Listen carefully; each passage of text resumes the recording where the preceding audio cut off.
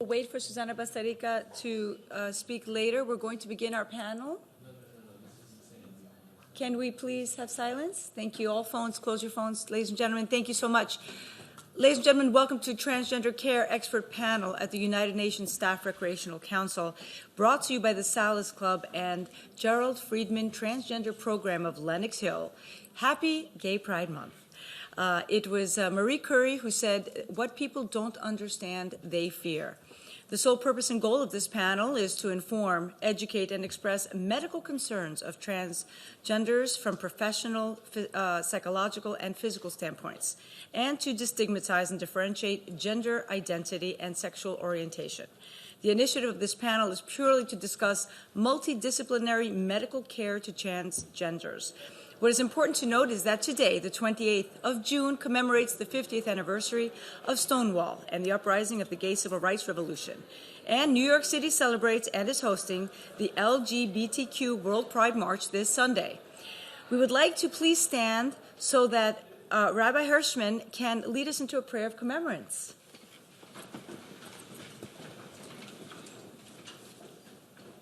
So I invite us to draw on whatever source within ourselves or outside ourselves gives us courage and tenacity, hope, resilience, and perseverance as we remember the people who sparked the Stonewall uprising 50 years ago. We remember it often as an uprising about sexual identity, but really about sexual orientation, but really it was about gender identity. It was led by trans women, drag queens, butch lesbians who had had enough and who paved the way for everything that is true for us today, including the publication of this book. And we're grateful to be in community to share some stories and share some of our strength and resilience and hopes for what comes next. May it be so. Thank you. This panel was spearheaded by Dr. Poretzky, Chief of Endocrinology of Lenox Hill Hospital and Director of the Gerald Freidman Transgender Program for Health and Wellness. Dr. Poretzky is also the author of Transgender Medicine, published by Springer. Thank you, Dr. Poretzky. We'd like to thank you so much for organizing and bringing these distinguished guests. The panel would also like to thank the president of the UNSRC Salus Club, Susanna Bastarrica, who made this panel possible and promotes and supports well-being for mind, body, and spirit. I would like to now introduce you to our panel of distinguished guests. We have DeAngelis Colon, Program Coordinator of the Freidman Transgender Program for Health and Wellness of Northwell Hospital. Kelly McBride Falkers, Research Associate, Division of Medical Ethics, NYU School of Medicine. Rabbi Joe Hirschman, Director of Spiritual Care and Education of Mount Sinai, Beth Israel. Legal Counselor Noah Lewis, Executive Director of Transgender Legal. Dr. Peter Meacher, Chief Medical Officer of Callan Lord Community Health Center. Dr. Peggy Polonis, psychotherapist, author, Vice President of the American Community Schools of Athens, Greece. Thank you for coming all the way from Greece to share your information with us, Dr. Polonis. Dr. Shevin Shadianlu, child and adolescent psychiatrist at the Gerald Freidman Transgender Program for Health and Wellness at Northwell. Nicole Sweeney, Division of Plastic Surgery for Northwell Health. And Konstantinos Venezopoulos, film director, Draw With Me, starring Brendan Scholl, who is also here with us. Brendan. Dr. David Whitehead, Division of Plastic Surgery of Northwell Health. And now, ladies and gentlemen, I'd like to give the floor to the president of the I'm sorry, she's not here. She's going to be coming. Sorry, I apologize. Susanna has been sent off to bring in some more people, so we're going to pass the floor to Dr. Poretzky. Dr. Poretzky, your life work has been focused on balance of gender identity. You're compassionate about people whose soul is not fitting to the gender assigned at birth. Please share with us what medicine is doing today to destigmatize transgender identity and the groundbreaking work at the Freidman Transgender Program. Can you hear me? Can everybody Yes. hear? All over the world, maybe? All over the world. Okay. We'd like to thank all those tuning in as well. So first of all, thank you, Yanna and Susanna, who should be here in a moment. We're told there are more people who are trying to get in, for inviting us It's a great honor for the panel to be here, and I must say, I know they're happy to be here because when I invited every one of them to come, they immediately agreed, and this is not usually the case. Usually you have to struggle. And it took a year. Remember, you've been trying this for a year. 1 year he's been trying to do this panel. It took him a year to put it together, so congratulations. But the panel agreed immediately, and they're busy people, I must say. So we're very thankful for this opportunity. In terms of what can be done to destigmatize medical care of transgender individuals, we all agree on the panel, and hopefully people in this room agree, that transgender identity or gender identity is a part of person's identity. It's like race, ethnicity, sexual orientation, perhaps height, color of somebody's eyes. It's not an illness. It's not a mental illness. It's not a physical illness. The quagmire we've been in is that sometimes people who are transgender require medical care to achieve their personal and professional goals. And all over the world, really, to receive medical care today, a diagnosis is required. That's not ideal, but that's the reality today. However, the effort has been made for many years to find a way to reduce stigma associated with being transgender and yet maintain access to care. So just about a month ago, exactly on May 25th of this year, the World Health Organization, which I believe is a body of the United Nations, passed a new diagnosis code, as it is called, ICD-11, International Classification of Diseases and Related Conditions, where the diagnosis that used to be gender dysphoria, which is still in use today, has been eliminated. What we now have instead is a diagnosis called gender incongruence, which some people find a better term. And more importantly, this diagnosis has been removed from the mental health chapter of ICD-11 and moved into sexual health chapter. So progress is being made. This was done with participation of the transgender community, not just medical community. And we think it's the step in the right direction to reduce the stigma associated with being transgender. And the goal of our panel today is really just twofold: to reduce the stigma and to advance the health care for people who are transgender. As far as the Freidman program goes, it's, well, as I write in the book, transgender medicine is really a new frontier for medical profession, but endocrinologists have been inhabiting this frontier, as I wrote, for many decades because of hormone therapy that many patients require. But it became clear that hormone therapy is clearly not all that transgender people need to achieve happiness. So this program, like many other programs like Calvin Lord and NYU and Mount Sinai in New York City, we all have developed multidisciplinary programs to address all of these needs. Doctor, tell us about what inspired you to write Transgender Medicine. It is the most recent book that's on the market about transgender medicine. Yes, it's the first. It's probably the second book on this subject. I happen to be an editor of a big textbook on diabetes, which is now in its 3rd edition. And when I started working in this field, I realized that there's really no good source to which we can go, a single source, to find what the current state of the art is. So I'm not an author of this book, I'm just an editor. There are 44 authors. Many of them are here on this panel. And we try to put together 20 chapters that are not all medical. There's a chapter on spiritual care, there's a chapter on social services, there's a chapter on legal, there's a legal chapter, there's a chapter on history. So we hope that this covers, the current state of the art. And I'm told there have been something like 4,000 downloads. Nobody buys books anymore, right? Nobody here buys books. It's all electronic. E-books now, easier. And in a couple of months that this book has been around, 4,000 people looked at it, so we hope it will be useful. DeAngelis Colon, what concerns are patients expressing most often when they first come to the Freidman program? That depends on their experience. And for people who are coming in brand new, who have never been on hormone replacement therapy ever, it is about the physical aspects of transition. It is about, what they expect from the hormones itself. How long will it take for them to transition? To what extent? What psychological effects it can have also.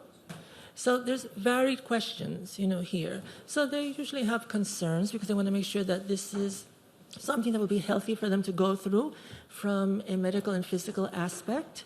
So I'm there to provide them counseling from my own experience as well, being a person of transgender experience since the beginning, and explain to them, what this is like, what it can be like, what they can expect. It's a very individual process. Not everyone reacts in the same way to these things, and we're talking about, the hormone replacement therapy. Some people may transition physically faster than others. Some may have more of an emotional effect to these things. Some may have some interesting reactions to this as well. And that is important for the medical professional to be monitoring, to assist with that transition, and to make it as comfortable for the patient as possible.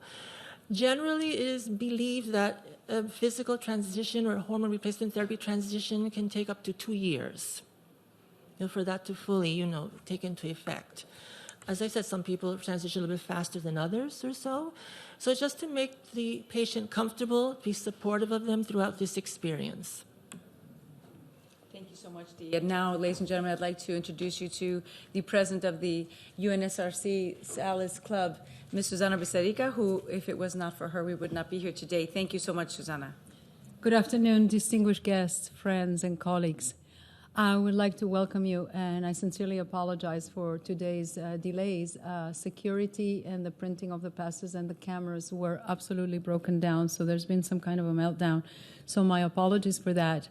However, I am very honored and grateful that you're here today with us to celebrate this important day. For me, it's after my own heart because we're commemorating Stonewall. I just want to welcome you in prayer for all of the people who in the past were heroes, and that's why we're here today. So please, if we can stand for 1 minute of silence of those who have given up their lives and those who are still fighting for this important message. Dear God, we thank you for our time together and for the fantastic milestones that we've achieved on this day. We are here together because of your incredible titanic strength to move forward in spite of strife, to be strong in the face of defeat, and to know that you are respected and honored in all of the realms of inception and God. You are absolutely perfect as you are, and your work is paramount. In our hearts, you will always reign as titans for peace, love, and integrity. I welcome you, and I thank you, and I honor all of those who were before us and those who are coming after us, because we're opening a path that is transformational. Just give yourselves a hand for knowing in your hearts that you are in the right place at the right time.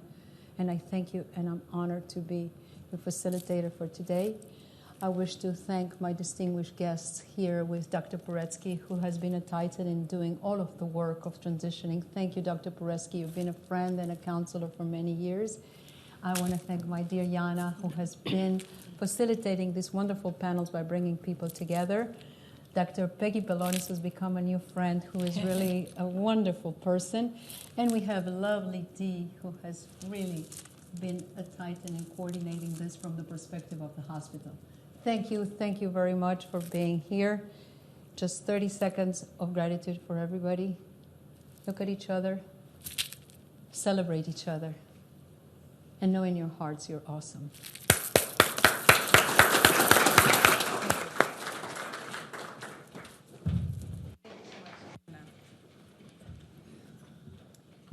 Now, ladies and gentlemen, we're moving on to Noah Lewis, who is legal counsel Noah, thank you for being here with us, and we're very interested in finding out more and enlightening us about your work on behalf of transgender people who have been denied access to health care. Can you give us some more information about that? Sure. I focus on helping transgender people get insurance coverage for transgender-related care, and there are still, in 2019, explicit exclusions. You'll see it listed there, sex change surgery, some outdated terms that they use. And even when there's not an explicit exclusion, various procedures are deemed to be not medically necessary. There will be exclusions for people who are under 18, even though the World Professional Association for Transgender Health says that top surgery for trans men is appropriate for people who are under 18.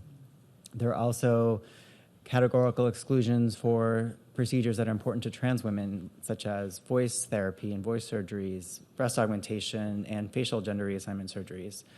So we work directly both with employers to remove those exclusions if it's an employer-based plan, and we're working with health insurance companies both through the individual appeals process and getting things overturned by an external reviewer, which then gets the insurance company on notice that their policies are incorrect. And we're also working directly with engaging in advocacy with the insurance companies to get them to make policy changes across the board. Can you tell us a little bit about what is the federal government doing about state IDs and matching gender expression? Well, the federal government is... Or is that state as well? Yeah. Is each state separate? They have removed all of the requirements that you have to have surgery in order to change the sex designation on documents like passports, Social Security, immigration documents. And most states have eliminated their surgery requirements, some states for driver's licenses and birth certificates, and some states have moved towards self-attestation. For example, for people who are born in New York City, you can change the sex designation on your birth certificate simply by signing an affidavit. They actually won't accept a doctor's letter anymore. You have to sign an affidavit just yourself saying that that's your current sex. And has the Board of Education amended policies for transgender students? Any information about that? Yeah, the New York City Department of Education has one of the more progressive policies in the country on transgender rights, so they allow people to use a preferred name without having a legal name change, at least on any document that they can. And there's good policies around restroom use and participation in sports, and of course, anti-bullying provisions. And what should providers and community members know about the state of non-discrimination protections in healthcare?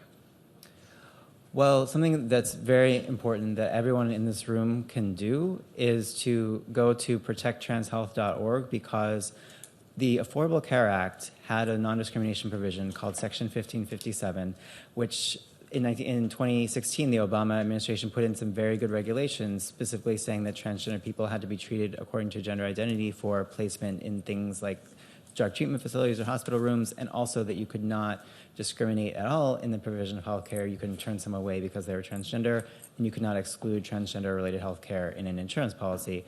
But the Trump administration recently has proposed to roll back those protections, and there's a public notice and comment period. There's already been 20,000 comments submitted, and it's very, very important that anyone who's a transgender person or knows a transgender person or who's a provider can submit an individual comment in support of the existing regulations. What's that site again? ProtectTransHealth.org. ProtectTransHealth.org. Thank you so much, Noah. Thank you. And again, ladies and gentlemen, we'll be doing Q&A after. Please write your questions down so you can refer back to the panelists after. We're going to be moving on to Kelly McBride Foker. Society needs to work together in order to educate and understand one another better. Can you enlighten us on the appropriate language that we need to be using? Sure. Thank you so much for having me today. I'm really honored to be here. I think one of the main ethical issues that has come up in terms of how it is that we interact as a medical establishment with transgender patients is language. And just before we were coming here today, I was speaking to another panelist about how language is actually very much a barrier to people getting good care because we have not, as a society, embraced gender-neutral terms. I think a few things that providers can do that make a huge difference that are really simple and cost nothing are, one, making sure that when you interact with a trans or non-binary patient, or really any patient, ask them what their pronouns are and what name they would like to be called.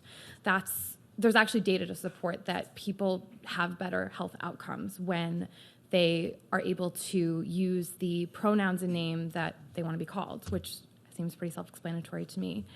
Provider bias is a really huge issue, I think, in this regard, and language can be just one way in which we can make sure that providers are giving and affirming and a good space for people to come into the clinic to get the care that they need.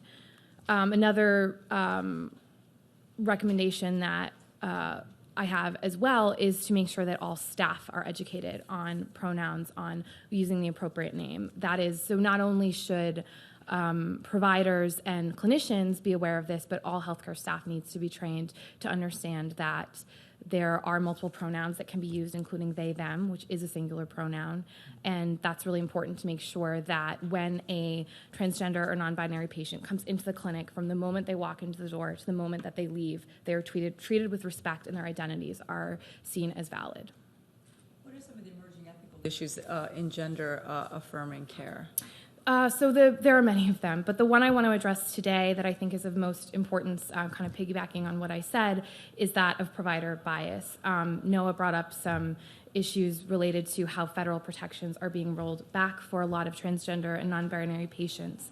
And I've learned from members of the trans community that I've met in a professional capacity and from my own friends about how the medical establishment has really failed to treat trans people with respect and honor their identities as valid. So while there's the outright bigotry that is unethical and inhumane, there are more subtle barriers to care. So, for example, a trans or non-binary person should not have to spend the majority of a 20-minute patient visit explaining to their doctor that what their identity is, explaining medical information about how they can be treated with respect and how they can be treated efficiently and according to evidence-based care. Gender-expansive children need the ability to explore their gender in a safe and affirming environment that allows them to change their name or their pronouns or their gender expression over time to allow that to grow and expand. And not all healthcare professionals are able to do that because of either implicit or explicit biases. So I think that in addition to increased representation in the media of transness, there also needs to be better education. On average, medical professionals get maybe 1.5 to 2 hours of training on LGBTQ plus health issues generally. And if the data that I've seen are indicative of what's to come, providers will see at least several trans patients a year. So better education across the board in making sure that everyone's identities are respected as valid and as beautiful as they are is really where we need to go. How can the medical community ensure that research, clinical care, and education reflects the needs of the transgender community? I'm a founding member of NYU's Gender Affirmation Project, and our goal is to ensure community engagement across all of those areas within the institution. Really, what it comes down to is nothing about us without us. As a white, educated, cis woman, I am not representative of many members of the trans community, including trans women of color who are being murdered at an astounding rate in this country. And so really what needs to happen is there need to be community co-investigators on projects, institutional review boards at institutions across the country that review any human subjects research need to be appropriately understanding of the issues, and new guidelines need to be set. There aren't a lot of good resources for institutional review boards who review human subjects research. And really, getting back to education, there needs to be more cultural competency education that not only tells people how they can speak in a gender-neutral way or how to ascertain pronouns, those kinds of things. It needs to engage with providers and students to address any biases they may have. Kelly, thank you so much. We'll be moving on to Dr. Peter Meacher. Dr. Meacher, how does primary care for transgender patients differ from primary care of in general? How is it? What can we do for the transgender population? Great. Well, firstly, thank you for having me today. I have the honor of being the Chief Medical Officer of Callan Lord Community Health Center. We have been around for 50 years and serve 18,000 LGBT patients, over 4,000 of whom are transgender and gender non-binary. So we have a model of care that is under the umbrella of primary care. We understand that most all of the poor health outcomes that we see for transgender and gender non-binary people are the result of going through this world in as it is, which is in a very transphobic environment. Engaging this community in care is probably the number one thing that I think the healthcare system needs to do. We've done a very poor job of this thus far, but by engaging a vulnerable community in care and practicing primary care, transgender people get high blood pressure just like everyone else. They get diabetes. They get all the things that we spend time on in primary care writ large, but if an individual never sees a primary care provider because of some of the things Kelly alluded to earlier, they're never going to get the care for those conditions, let alone the increased risk of HIV, suicide, violence, and substance use that, as I say, are very directly tied to living in a transphobic environment. And what do you believe institutions and governments can do to enhance transgender care? Again, it's about education. I have been giving the same talk to medical students at a medical school in New York City for over 20 years. 20 years ago, I would spend the entire hour and a half, which is exactly the time we had, spend the entire time just trying to convince them that this was a topic they should even pay attention to. The posture would be this, people would be disengaged. Now, the world's moved on, society's changed. These students are clamoring for more information and more education, and it's our institutions that are lagging far behind society. So I think it is high time that they responded much more vigorously to this need to enhance education. If an average family physician who might have 2,000 patients, if they can't name 10 to 20 transgender or gender non-binary patients within that 2,000, then either those people are not coming to them for care or they're not revealing themselves to the provider. So in medical school, we spend so much more time learning about things that are far less common than 10 to 20 in 2,000 patients. So it's high time we paid much more of a priority and much more attention to this topic. There also seems to be an outcry for help for the transgender children's clinics. Can you give us some more information about that? That there should be more clinics and more attention given to also transgender children? Again, this is a great argument, I think, for why family physicians are so well positioned to be very well educated about transgender care. They are taking care of all children in families. And so imagine how powerful it would be for a transgender or gender questioning child to have a family physician who is able to talk to the parents, talk to the family, and look after that individual in that family system's context. And in closing, what can be done to better prepare providers for transgender care? Again, someone earlier said, ignorance is, fear is usually based on ignorance. And in my experience, that is exactly what we see. People in the healthcare professions are usually nervous about looking after something they've had no training about. and do a poor job of it. Thank you so much. Ladies and gentlemen, a month ago, the World Health Organization changed the diagnosis called gender dysphoria to gender incongruent and moved transgender diagnosis from mental health to sexual health. We have with us Dr. Shandalu, and I'd like him to give us some information about the role of mental health professionals in transgender care. Let me just see if I have it. Yes. Well, thank you for inviting me, and it's an honor to be here.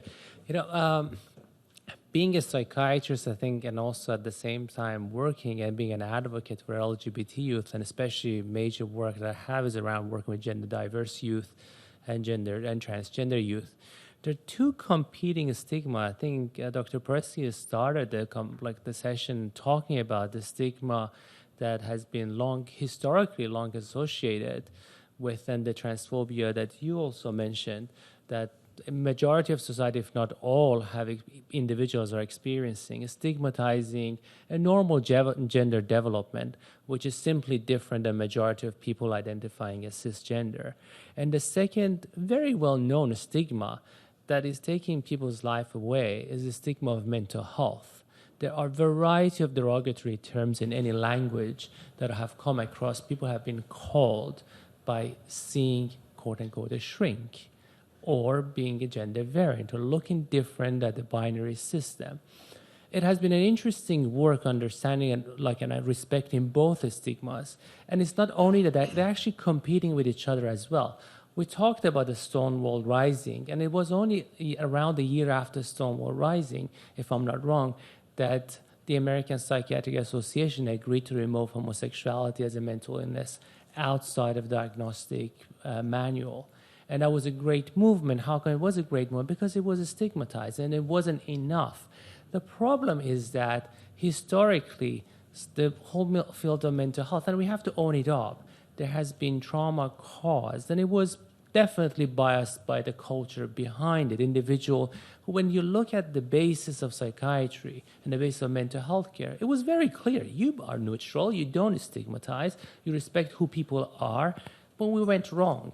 What we're dealing with today now is that, unfortunately, because of high risk of trauma and impact on individuals, risk of mental health issues is pretty high amongst individuals who are gender variant, gender diverse, and adult or transgender youth or transgender adults. Suicide is killing people. Depression and anxiety is around 50 to 60% amongst the population. There's nothing inherently wrong with gender development, but till we're able to repair the society that reduce the actual stress, and even if we do, there's still the same amount of stigma there too. The problem is actually thinking about both of them, and we're making everyone aware that both mental health and gender development are important. Thank you so much, Dr. Shandalu. Moving on to Dr. Polonis, who flew all the way from Athens, Greece, to give us some information about education, not only from an American standpoint, but an international standpoint. Tell us, Dr. Polonis, welcome, what is the educational system doing to build a relationship between transgender students, their parents, in order to meet the transgender students' needs? Can you enlighten us a little bit more about what the Board of Education is doing? Well, first of all, Yanna, thank you. And thank you for the invitation. Susanna, thank you for your gracious invitation. I think we need to start by talking a little bit about the laws that exist, the federal laws that exist out there that protect students from discrimination, from not being discriminated against based on sex or even gender identity.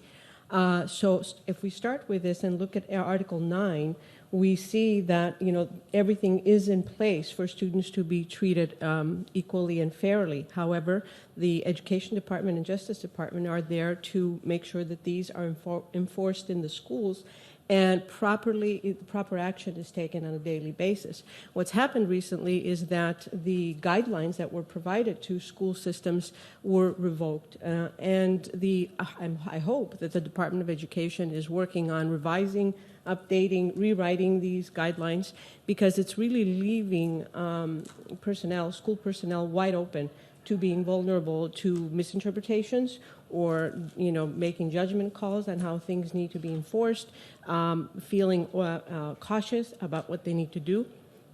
overcautious, and so oftentimes the students are not getting the services that they need, and therefore I think we need to be a little speedy about revising those guidelines and making sure that they exist across the school system. What do you think needs immediate attention right now that isn't being done? Immediate attention right now is professional development with teachers, and I think that the districts are taking this upon themselves, and of course it's not equal across the board. Some teachers are getting education and training anywhere from an hour to 16 hours of training. However, bringing this into the classroom is not often, they're careful about how they're going to do this. So there are states that do not allow such conversations to take place. There are families, of course, who opt out of these kinds of conversations for their kids. So really, guidelines are necessary. The most important thing, I think, is for schools to understand what our responsibility is. It's not our responsibility to judge. It's not our responsibility to help people make decisions. It's our responsibility to make sure that we provide a safe place of acceptance where students belong, where the platform is, there is the same for everyone, so that students can grow and develop in all areas, socially, emotionally, and of course academically. If they're too busy dealing with the anxiety and the depression that goes along with this kind of situation, they're not going to flourish academically. And I think we owe it to all students to give them the platform where they can flourish. This is wonderful information. Can you tell us a little bit more about your experience? It's my experience. I am in an American school, and it's also an international school. The interesting thing about international schools is that it's really no international schools under one umbrella. You can't really define it under one umbrella because international schools are so different. The international schools have to abide by the local laws. So again, there is no uniform. Even if it's an American school. Even if it's an American abroad. school, we have to abide by local laws as well. It's not. I think it's very important to achieve education, not stop being educated. We are, we advocate being lifelong learners for our students. We need to do the same. We need to know more about this. We need to understand it better. It's not going to go away. We need to really deal with it, and we can't turn the other way. But most importantly, as I said before, as educators, our role is to help create an environment where there's belonging and acceptance.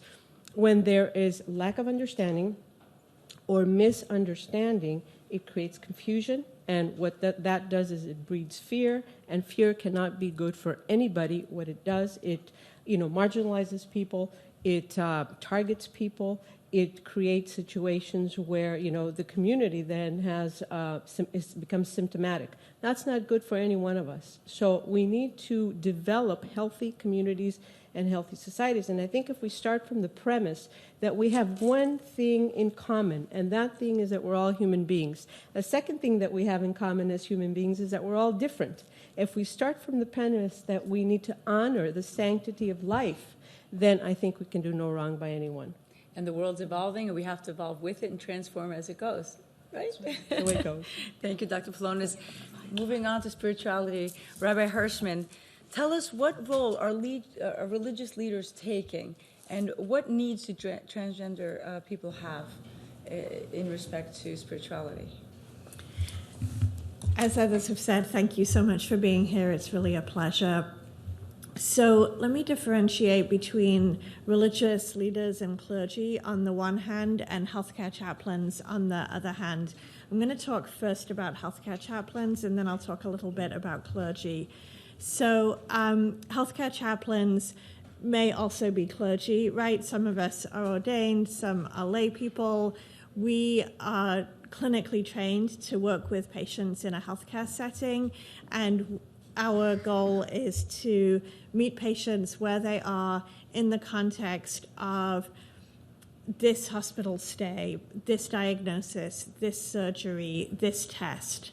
So within Mount Sinai's Center for Transgender Medicine and Surgery program here in New York City, we have had chaplains integrated into the interdisciplinary team since the inception of the program 3 years ago, which is an unusual model and I think a great thing that we can offer to our patients. So we have chaplains available to work with patients when they are in the pre-surgery approval process. We also offer visits to pretty much every patient who has a post-surgical inpatient stay. And then for those patients who agree, who consent, which is about 85 to 90% of patients, we do a 3-month follow-up phone call just to check in. I'm going to zoom out for a second and then I'll zoom back in. So, as many of us in this room know, religion has not always been kind to transgender people.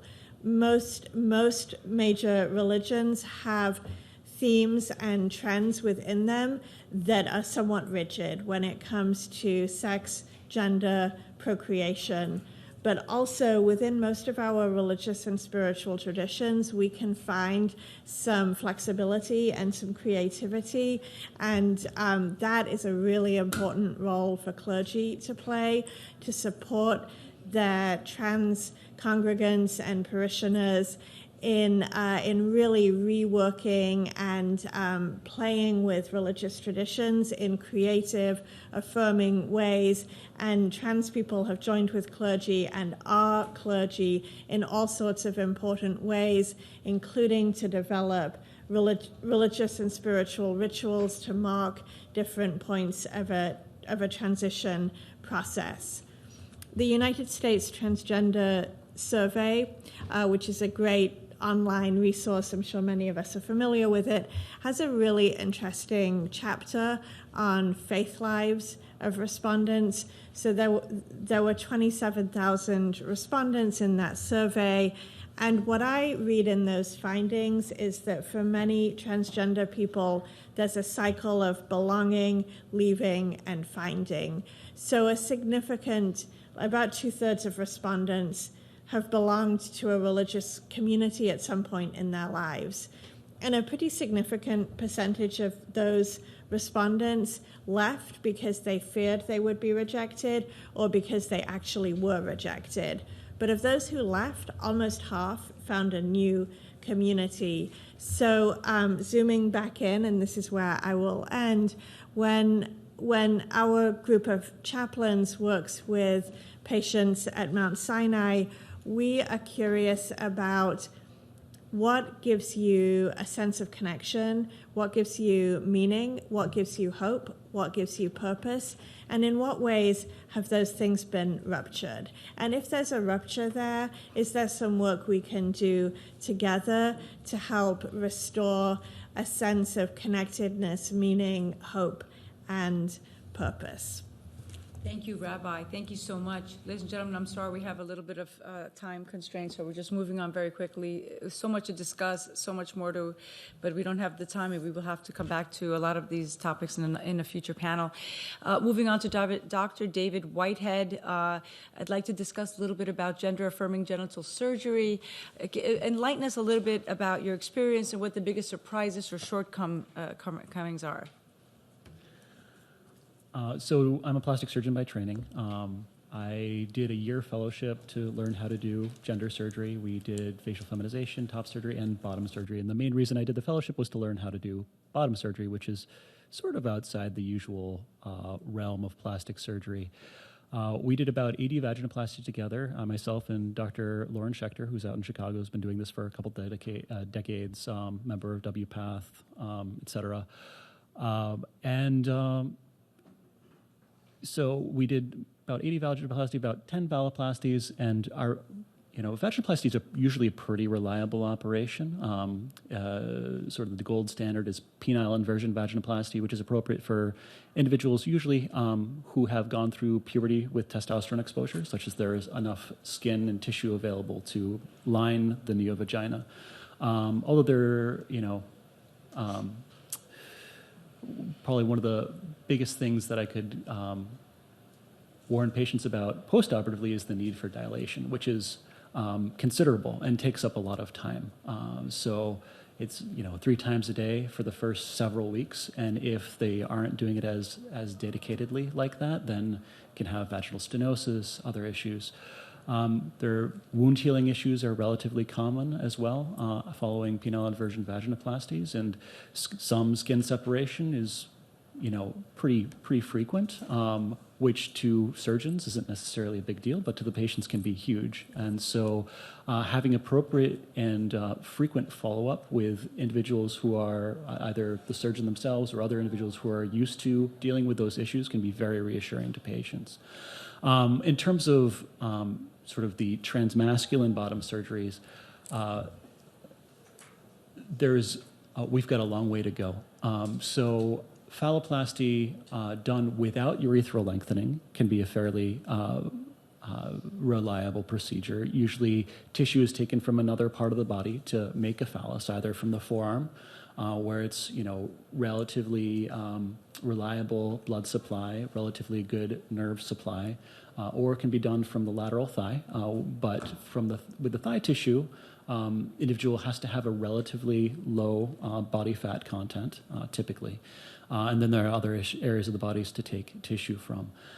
With the urethral lengthening component, that's probably the most complex thing that happens in gender-affirming bottom surgery, and I think is best done with a trained urologist or urogynecologist, just because most of the issues that happen after transmasculine bottom surgery are related to the urethra and urethral lengthening.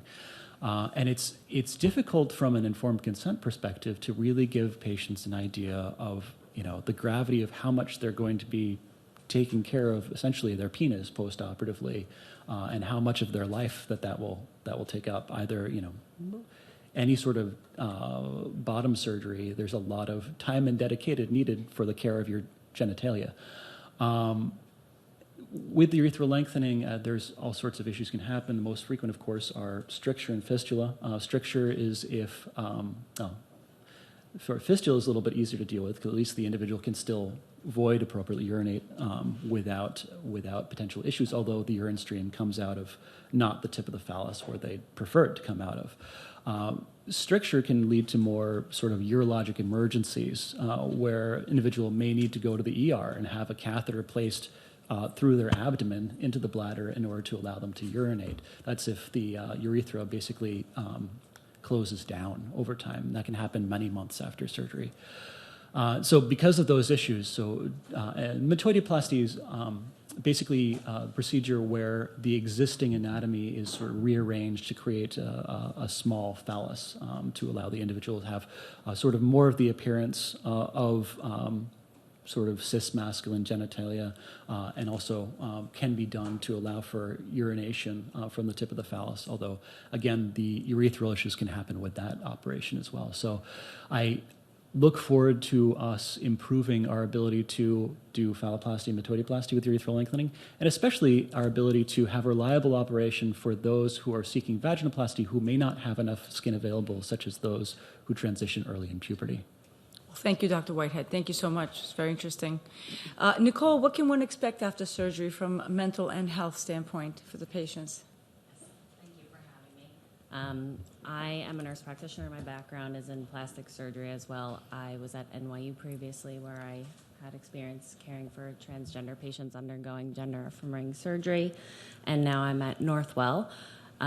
So I think it's important for us as clinicians to establish rapport with our patients from the beginning, making sure that the patients feel comfortable in our care, that we're all competent and eager to help them get to the place where they want to be. It's also important that we make sure that they have support systems at home to help them afterwards. As Dr. Whitehead was saying, that a lot of these procedures can be very labor-intensive in terms of aftercare, so making sure that patients have help at home is very important. It's also important that the patients understand the process, because it can be lengthy. We discussed earlier the insurance barriers, and we walk through all of those processes with the patients from the initial consultation, that some insurances require more than others, and we may have to fight them to get everything approved, but I want them to know from the moment that we meet that we do everything we can to make sure that these surgeries are taken care of for them. So I think just making sure that the staff is educated on how to treat patients, and that they know that we're here for them, and we're going to take care of them from the beginning to the end. Thank you so much. Ladies and gentlemen, I'd like you to all turn your attention to the screens. We have a treat for you today. We'd like to show you a teaser of a wonderful documentary, Draw With Me.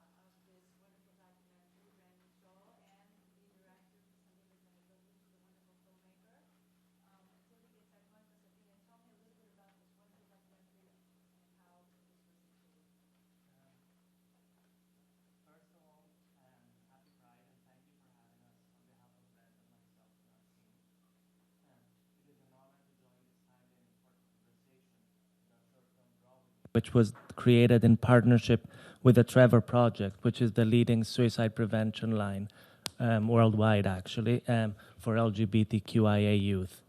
And I've personally been a volunteer for the Trevor Project for over 8 years and learning a lot about these stories of these youth. And I was friendly with the family through our producer, Marco Marangelo, with the family of Brendan, and I get to know Brendan, and the whole organization was really fascinated by the story of Brendan being an artist and really being an advocate for these rights. And we kind of put together this short film to present it part of the Trevor Project. And since then, it's kind of had a very wide and exciting life. And Brandon, what would you like to share with us?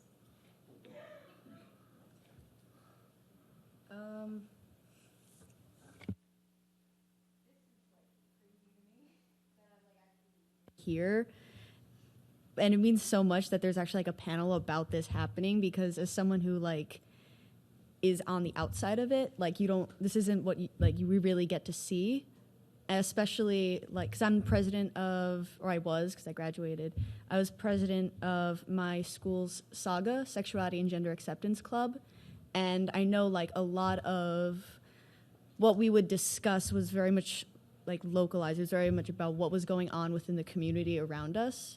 So like being here and being able to have like go back there and tell them like, hey guys, there are like people like out there in like bigger organizations like the UN that are like are actually discussing this and are like taking care of it for us. Like we're not alone, even if it may feel like that when we're like just in some suburb somewhere just talking about how our teachers are awful.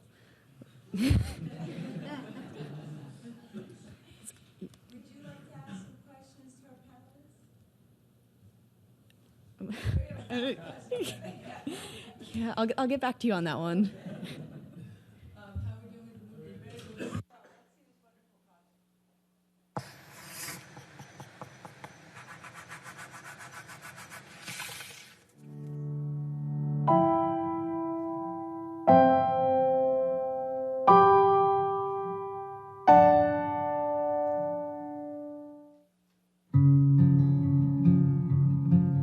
My name's Brendan. I use they, them, their pronouns. I was the first one in our friend group to come out as trans.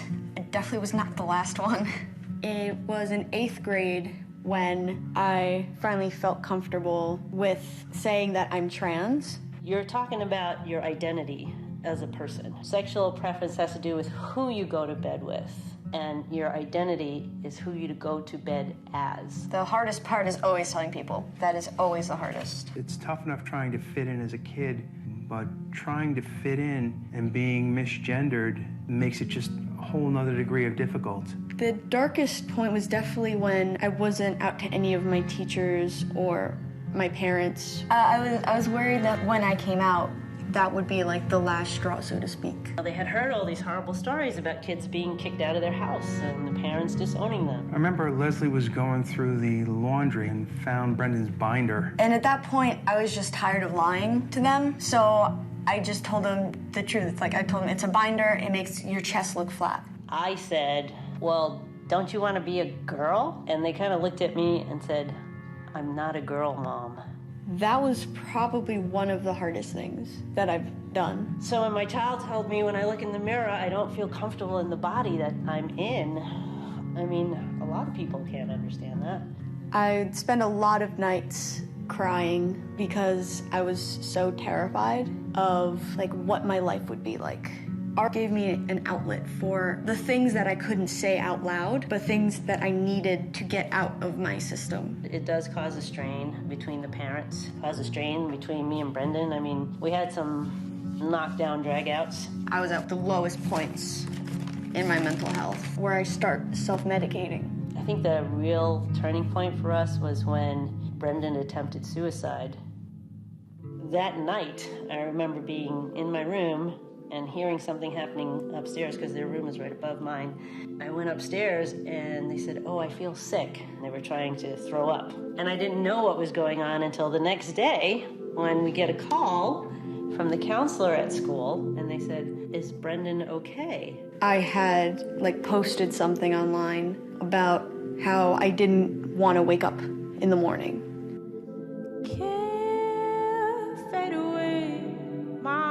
They had taken all these painkillers like aspirin, Aleve, Advil. When it finally hit me, like, oh my God, my kid just tried to kill himself. It was extremely, like... It hurt me that they were having to go through this without us knowing about it and with us being there to support them with what they were going through. When you finally get to the acceptance part, then you realize it's not about you. You know, this is about my child. We do know that we have love for each other. Whatever happens is not going to change how we feel about it. I'm just hit with how lucky I am in terms of like the family and friends. Titi Jen made that post where she used the right pronouns. It felt really nice to have a family member like in a very public way show their support. Makes me appreciate things that other people will do for me and for anyone else who's struggling. What is the easiest thing you could tell somebody who's never had someone trans in their life or experienced someone? The best thing I could say is just believe them. I shouldn't have to be scared to like tell people who I am. If they don't like me because I'm trans, then it's their loss. I'm not gonna change myself just because this one person doesn't like it. If you knock me down, I'll get up again. I'll get up again. Oh, unstoppable. I'll get up again. Now I'm stronger. If you knock me down, I'll get up again. I'll get up again.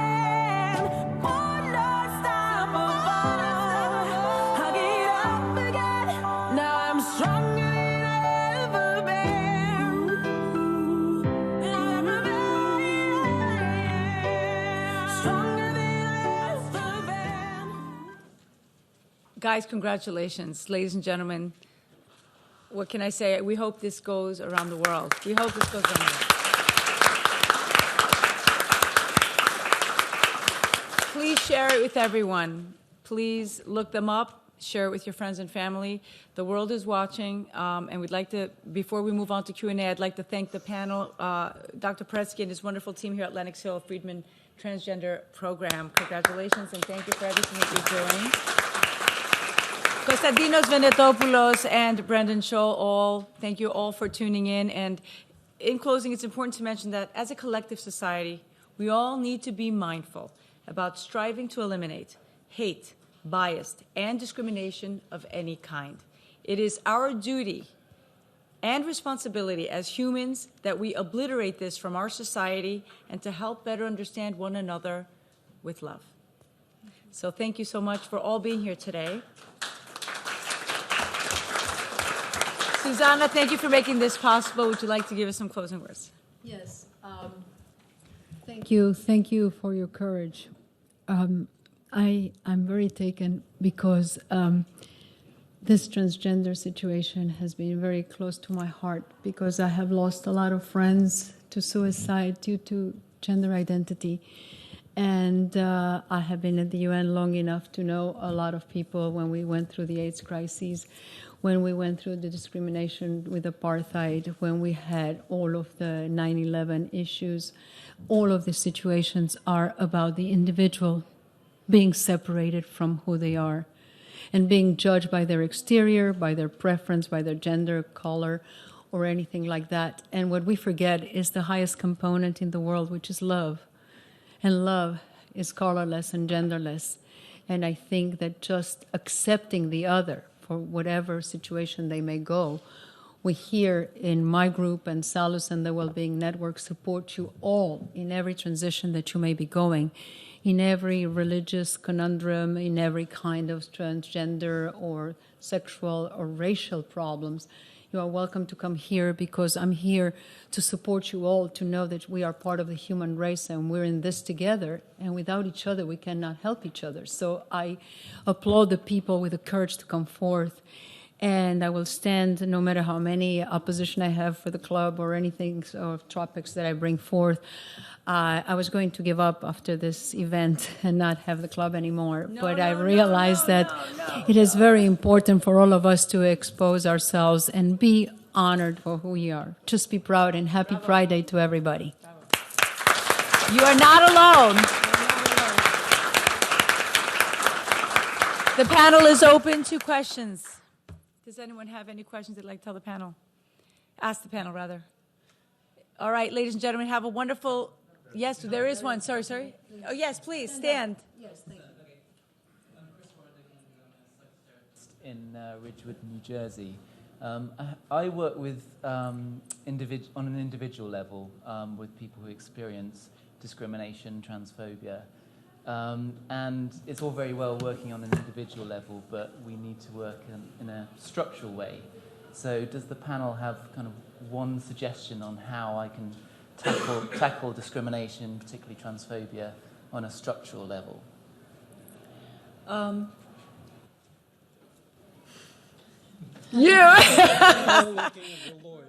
Noah, you can answer this one. I think it's getting organized, and so if you're a member of any kind of professional organization, getting them to issue statements and sign on to these comments about protecttranshealth.org, making sure that your cultural institutions like schools and stuff in your local area, doing what you can locally to get people organized on an institutional level.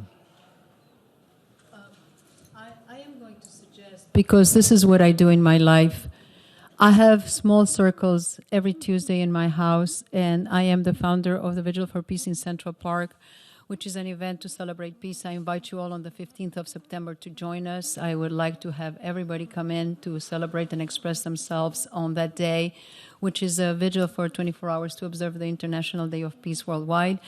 And what we do is I gather people on Tuesdays at my home, and we prepare for the event in Central Park, but I found out from my experience that more often than not, it becomes like a personal sharing experience. We discuss art and we discuss music and dance and everything else, but we come out with emotional things.